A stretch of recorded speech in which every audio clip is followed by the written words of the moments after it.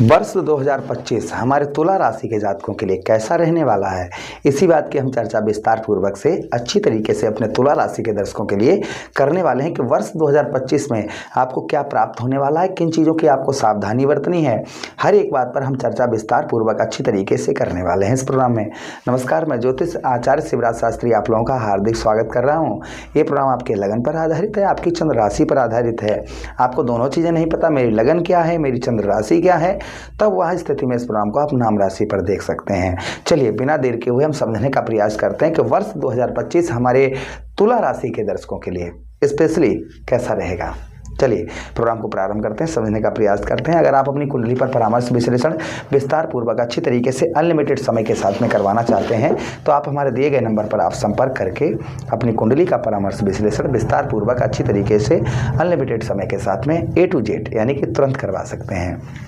चलिए आपको समझाने का प्रयास करेंगे कि वर्ष 2025 में आपको क्या क्या प्राप्त होगा, किन किन चीज़ों में आपको यहाँ पर लाभ होगा और किन किन चीज़ों में आपको हानि का सामना करना पड़ेगा।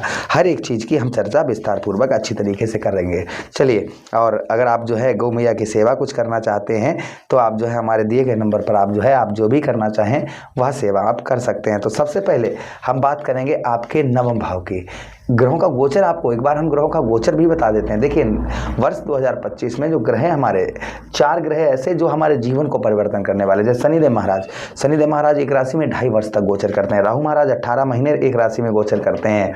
और उसी के साथ ही साथ में जो केतु महाराज हैं, केतु महाराज भी 18 महीने एक राशि में गोचर करते हैं। देवगुरु बृहस्पति 1 वर्ष एक राशि में गोचर करते हैं, है ना। तो ये लंबी अवधि तक एक राशि में रहने वाले ग्रह हैं। चलिए अब हम आपको समझाने का प्रयास करते हैं। सबसे पहले हम यहाँ पर बात करेंगे देवगुरु बृहस्पति की। तो देवगुरु बृहस्पति का प्रभाव क्या रहेगा आपके जीवन पर, आपके नवम भाव पर, आपके भाग्य स्थान पर। तो देखिए नवम भाव पर आपके देवगुरु बृहस्पति का जो प्रभाव आपके जीवन पर देखा जाए, भाई आपके भाग्य स्थान पर, और स्वयं भाग्य के कारक कौन है?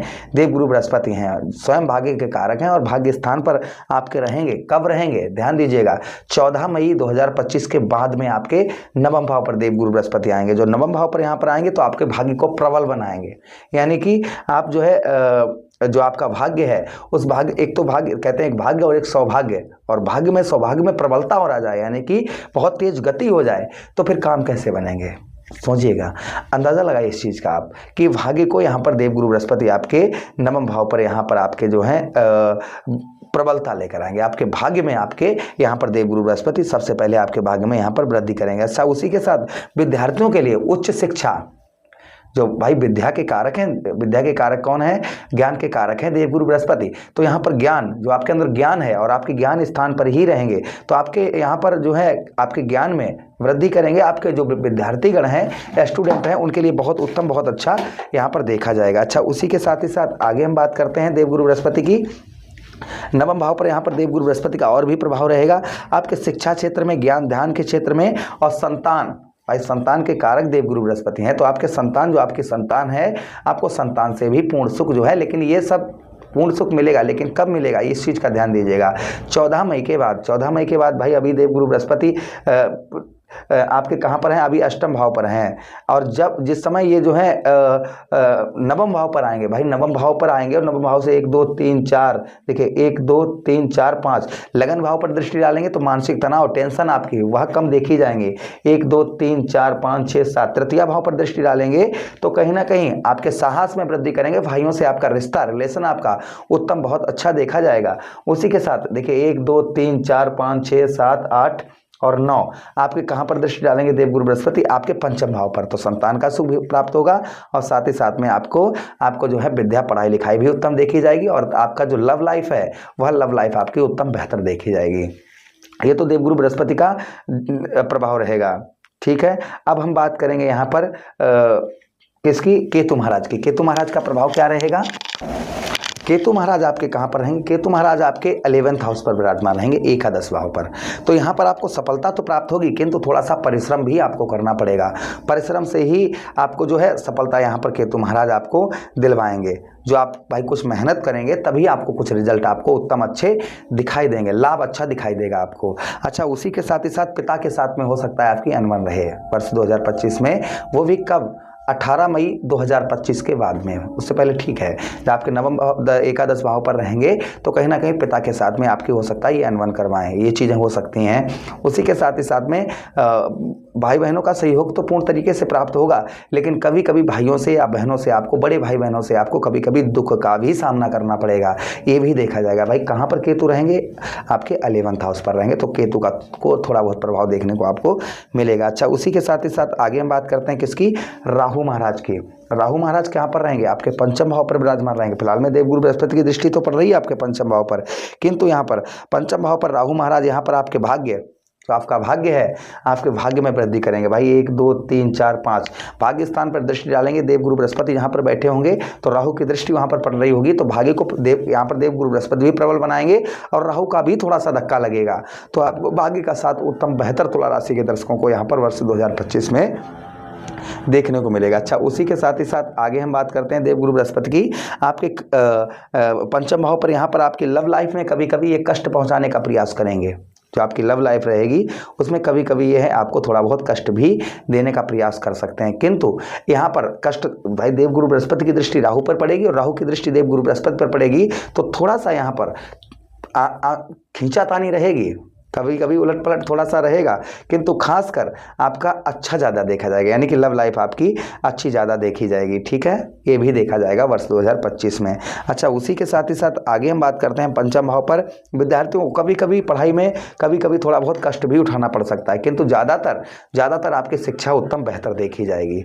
अच्छा, उसी के साथ ही साथ आगे हम बात करते हैं देवगुरु बृहस्पति की, वो क्षमा चाहेंगे राहु महाराज की दृष्टियों की। तो देखिए 1 2 3 4 5 पहली दृष्टि राहु महाराज की आपके नवम भाव पर पड़ेगी और द्वितीय दृष्टि उसका भी ध्यान दीजिएगा। राहु महाराज की अगली दृष्टि देखिए, पहली दृष्टि तो आपके नवम भाव पर पड़ेगी, दूसरी 1 2 3 4 5 6 7 लाभ स्थान पर पड़ेगी, तो राहु की दृष्टि यहाँ पर लाभ स्थान पर उत्तम अच्छा प्रभाव डाल लेगी, कुछ आपको धन की बचत भी यहाँ पर करवाएंगे। उसी के साथ आपके लगन भाव पर दृष्टि पड़ेगी राहु महाराज की, तो यहाँ पर थोड़ा कभी कभी आपको मानसिक तनाव, डिप्रेशन, ये चीज़ों का सामना भी करना पड़ेगा वर्ष 2025 में, लेकिन खासकर उत्तम अच्छा देखा जाएगा। 2024 से 2025 आपके लिए बहुत, यानी कि आप समझिएगा 70% आपके लिए उत्तम अच्छा फलदायक रहेगा। अच्छा, उसी के साथ ही साथ शनिदेव महाराज की बात करते हैं। षष्ठम भाव पर विराजमान रहेंगे शनिदेव महाराज, और षष्ठम भाव पर शनिदेव महाराज का जो प्रभाव आपके जीवन पर देखा जाएगा वह क्या देखा जाएगा, षष्ठम भाव पर यहाँ पर कहीं ना कहीं आपको साहस, आपको जो साहसी, आपके साहस में, आपके कॉन्फिडेंस लेवल में ये बढ़ोतरी करेंगे, आपके साहस को शनिदेव महाराज बढ़ाएंगे। अच्छा, उसी के साथ ही साथ में आपके जीवन में दुख जो है, ये दुख थोड़ा बहुत आपके दुख यहाँ पर कम करते हुए नजर आएंगे। व्यर्थ का कर्ज ना लें, ऐसो आराम के लिए कर्ज ना लें, नहीं तो आप मुसीबत में वर्ष 2025 में पड़ सकते हैं। इसलिए व्यर्थ का अनावश्यक कर्ज जो है आप वो कतई ना लें, तो आपके लिए काफ़ी अच्छा, काफ़ी उत्तम देखा जाएगा। तो वर्ष शनिदेव महाराज की अष्टम भाव पर दृष्टि पड़ने की वजह से आपको विदेश से उत्तम अच्छा लाभ देखा जाएगा। 12वें भाव पर दृष्टि पड़ने से वजह से आपको कोर्ट कचहरी, मुकदमा, थाना, हॉस्पिटल के चक्कर कभी कभी ये सब में नहीं, किसी एक चीज़ में आपको सकता है लगाने पड़े, किंतु यहाँ पर विदेश से उत्तम अच्छा लाभ करवाएंगे। और केस कोर्ट में अगर आपका चल भी रहा है कुछ, तो उसे भी सॉल्व करते हुए दोनों चीज़ें रहेंगी यहाँ पर। ये आपको कोर्ट केस के चक्कर कब लगवा सकते हैं, जब आप नॉनवेज, अल्कोहल पर स्त्री गमन, यानी कि गंदे काम करेंगे, तो आपको ये कोर्ट कचहरी का चक्कर लगवा सकते हैं। अगर आप अपने दिल से बहुत साफ है तो इनका उत्तम प्रभाव भी आपको देखने को मिलेगा। तो ये कुछ हमने आपको मोटा मोटा बताया, दृष्टियों का प्रभाव भी बताया वर्ष 2025 में, तो ये मोटी मोटी चीज़ें आपको बताई हैं। तो ये अवश्य ही कहीं ना कहीं प्रभु आप जो भी जो कष्टदायक जो फल हैं ग्रहों के, वो प्रभु आपके ऊपर ना पड़े। तो यहाँ पर शुभ प्रभाव ज़्यादा देखे जाएंगे, अशुभ प्रभाव ना के बराबर देखे जाएंगे। उपाय करते रहेंगे तो आपको उत्तम अच्छे लाभ और देखे जाएंगे। अगर आप अपने 2025 की भविष्यवाणी अर्थात पूरा साल का अपनी लगन पर और चंद्र राशि पर राशिफल चाहते हैं, तो आप हमें दिए गए नंबर पर भी संपर्क करके वर्ष 2025 का राशिफल ले सकते हैं। हरे कृष्णा, राधे कृष्णा।